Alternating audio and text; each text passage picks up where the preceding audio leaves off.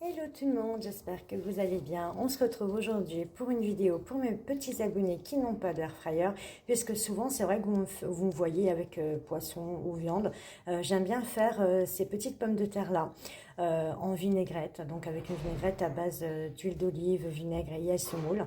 Mais c'est vrai que souvent vous me demandez voilà, comment faire. Moi j'ai pas d'air fryer, est-ce que c'est la même façon au four et au air fryer?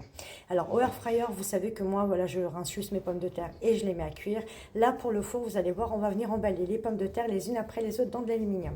Bon, la première étape, hein, c'est simple, vous venez rincer vos pommes de terre. Je préfère le préciser parce que voilà, ça peut ne pas être logique, surtout avec ces pommes de terre vendues sous vide. Des fois, certains pensent qu'elles viennent déjà lavées, mais quand même, moi je vous conseille de bien les rincer avant de les mettre en cuisson. Ensuite, vous venez découper donc vos feuilles, vos morceaux d'aluminium. Vous venez déposer votre pomme de terre dessus et ce qui va être important, c'est de vraiment bien l'envelopper. Il ne faut vraiment pas qu'il y ait un morceau de chair de pomme de terre qui soit visible. Enfin, il faut vraiment la cuire à l'étouffer.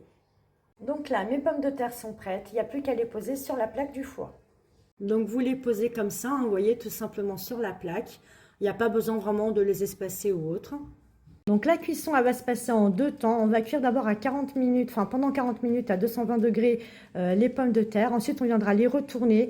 On laissera toujours à 220 degrés, mais il faudra surveiller au bout de 20-30 minutes, voilà, avec un couteau, de voir si la pointe s'enfonce bien. Ça voudra dire que nos pommes de terre sont cuites.